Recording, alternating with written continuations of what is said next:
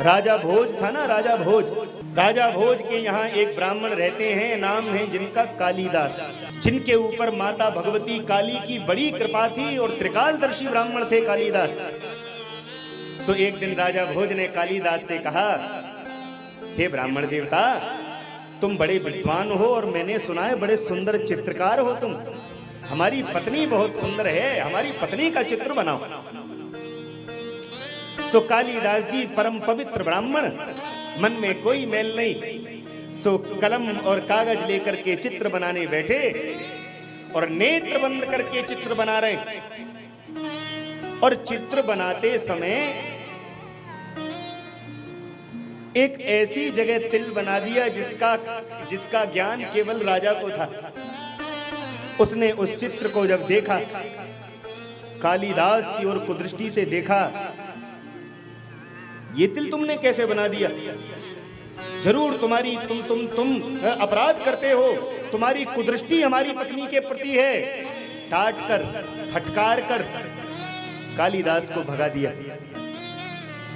क्या दंड दिया जाए? बोले महाराज, ब्राह्मण को मारना तो ठीक नहीं है, देश निकाला दे दो। सो ऐसा देश निकाला दिया। अब वो ब्राह्मण क्या करे बेचारा, पवित्र ब्राह्मण, उसके मन में तो कोई मेल है नहीं। सो स्त्री का वेश बनाकर एक ग्वारिया क्या रहने लगे। पुरुष बनकर के रहेंगे, किसी ने चुगली कर दी तो फिर कोई समस्या खड़ी हो जाएगी, तो नारी बनकर रहने लगे। प्रेम से बोलो हर हर महादेव। बड़े ध्यान से सुनना।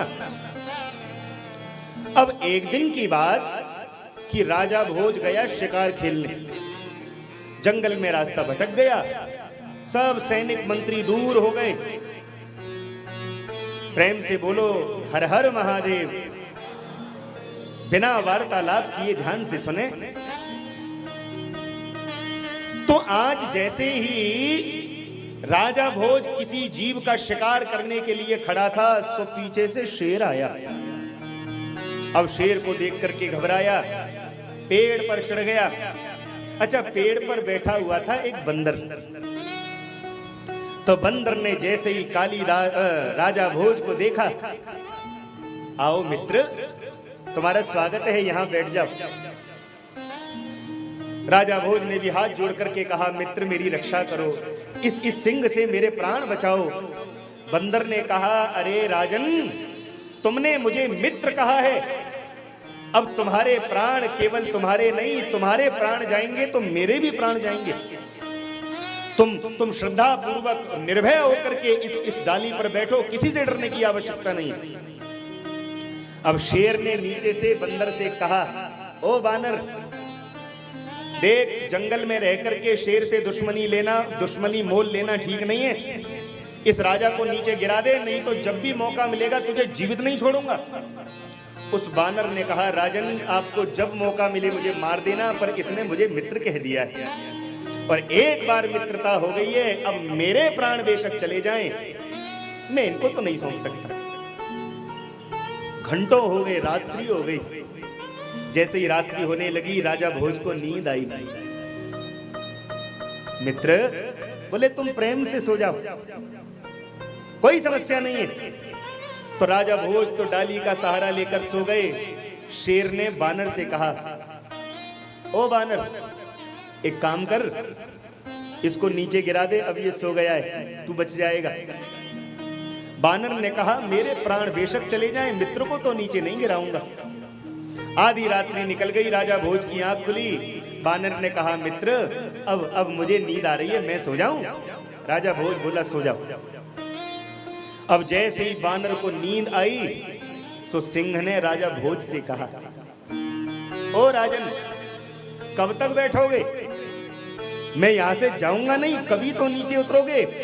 अगर तुम अपने प्राण रक्षा चाहते हो, अपने प्राणों को जीवित चाहते हो, मैं भूखा हूं। भूखे व्यक्ति को भोजन कराने में कोई पाप नहीं लगता। इस बंदर को नीचे गिरा दो तो मैं छोड़ दूंगा। तो देखो मानव का ये दिमाग, मानव की विचारधारा। जैसे ही राजा भोज ने सुना, अभी अभी जिस वानर को मित्र कहा था, मन में सोचा, बढ़िया है, वानर ही तो है, मर जाएगा, कोई बात नहीं, हम तो बचेंगे। सो एकदम से बंदर को नीचे धक्का दिया, पर भैया वानर तो वानर, वो तो शाखा मृग है, पेड़ों से खेलना, पेड़ों पर झूलना उसका स्वभाव है। जैसे ही नीचे गिराया तो बानर ने तुरंत डाली पकड़ ली और राजा भोज की ओर कुदृष्टिपात किया। मूर्ख, मैंने तुझे मित्र माना, अपने प्राण दांव पर लगा करके तेरी रक्षा की, तूने मुझसे ही विश्वासघात किया। तूने मेरे विश्वास को मैं श्राप देता हूं, तू आज से ही कोढ़ी हो जा, तेरे शरीर में कोढ़ निकल आवे। इतना सुनते ही तो राजा का शरीर उसी क्षण कोढ़ी हो गया। पूरे शरीर में से गंदगी निकलने लगी, मवाद निकलने लगा और तड़पता हुआ धड़ाम से धरती पर गिर गया।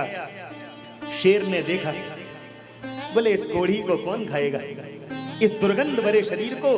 तो शेर भी सूंघ करके चला गया। अब राजा भोज नीचे पड़ा हुआ है, हाथ जोड़ करके बानर से बोला, भैया मुझसे गलती हो गई, मैंने तुम्हारे साथ विश्वासघात किया, पर अब कोई उपाय तो बताओ, मेरा कल्याण कैसे होगा, मैं जीवित और सुरक्षित और स्वस्थ कैसे होऊंगा। तब बानर ने कहा, राजन मैं तुमको 4 अक्षर देता हूं, जिस दिन इन 4 अक्षरों का अर्थ तुम्हें मिल जाएगा उसी दिन तुम स्वस्थ हो जाओगे। इन 4 अक्षरों का अर्थ ढूंढो। कौन कौन से अक्षर बताए? बोले वी, दूसरा से, तीसरा में और चौथा बोले रा। वी से में रा। अब तो इन 4 अक्षरों को लेकर के राजा भोज अपनी नगरी में आया। बड़े बड़े ब्राह्मण बुलाए, लेकिन कोई भी इन 4 अक्षरों का सही अर्थ नहीं बता पाया। राजा कोढ़ी है, बड़ा कष्ट पाता है, रोज अपने शरीर को देखता है, क्या करूं, कहां जाऊं, किसकी शरण में जाऊं। और बड़े बड़े ब्राह्मणों को बंदी बना लिया है। इतने बड़े ब्राह्मण बनते हो, इतने बड़े ज्ञानी बनते हो, हमारे कोढ़ को ठीक नहीं कर पा रहे। अच्छा, कानों कान बात कालिदास जी को पता चली। अब कालिदास जी तो स्त्री बन करके रह रहे। उस ग्वारिया से बोले, जाओ और राजा से बोलना कि उनके 4 अक्षरों का अर्थ मैं बताऊंगा। ग्वारिया आया, बोला महाराज ये जो 4 अक्षर आप पूछ रहे हैं, मेरी धर्म पत्नी है, बड़ी ज्ञानी है, और वो कह रही है वो आपके इन 4 अक्षरों का सही अर्थ बता सकती है। अच्छा, तो भैया बुलाओ अपनी धर्म पत्नी को। घूंघट लगा करके कालिदास जी आए। राजन, आज तुम जो दुखी हो, तुम्हारे शरीर में कोढ़ निकला हुआ है, 4 अक्षर है ना, पहले अक्षर का अर्थ सुनो। विश्वास प्रतिपन्नेषु ये च विश्वासघातिनः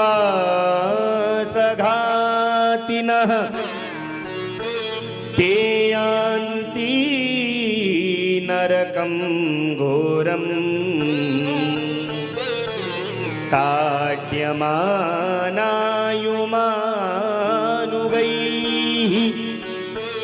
पहला अक्षर क्या था? वी।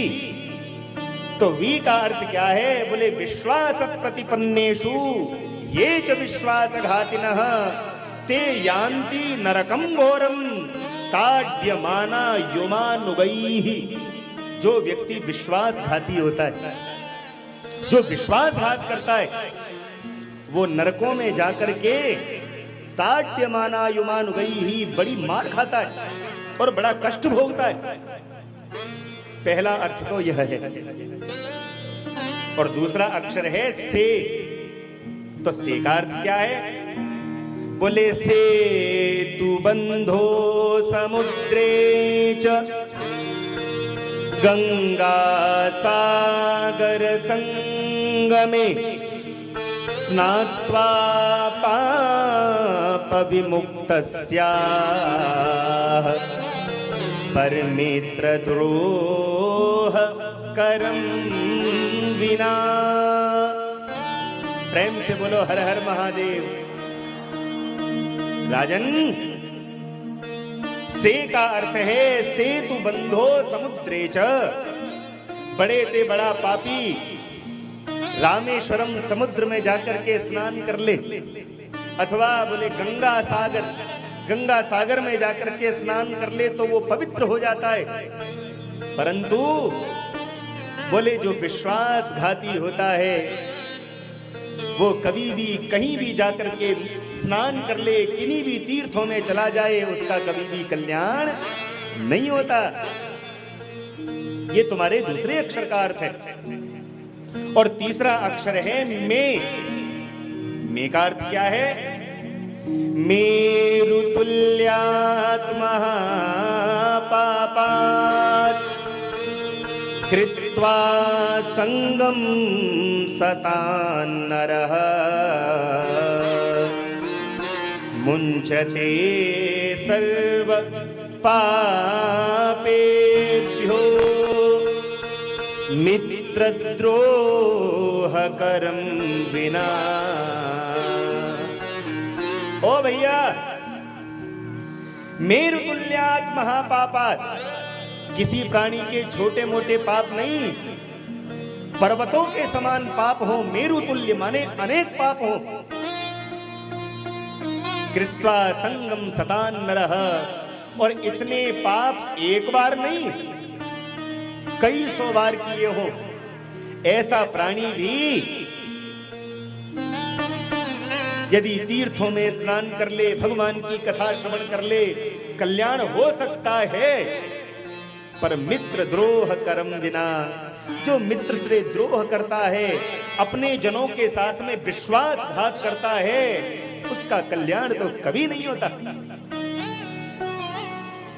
राजन, तुम कोड़ी इसलिए हो क्योंकि तुमने मित्र से द्रोह किया है। अरे किसी ने नहीं देखा हो पर मैं जानता हूं। तुम वन में गए थे, सिंह तुमको खाने के लिए आया, उस समय एक वानर ने तुमको शरण दी।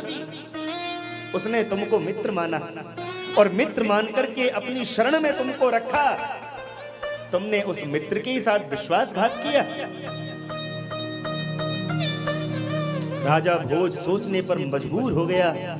अरे ये लीला तो मेरे और उस वानर के अतिरिक्त किसी तीसरे को पता नहीं थी। ये कौन है? हैं? कौन है आप? तब कालिदास जी कहते हैं, राजन भो शृणु मद्वाक्यम यदि कल्याणमिच्छसि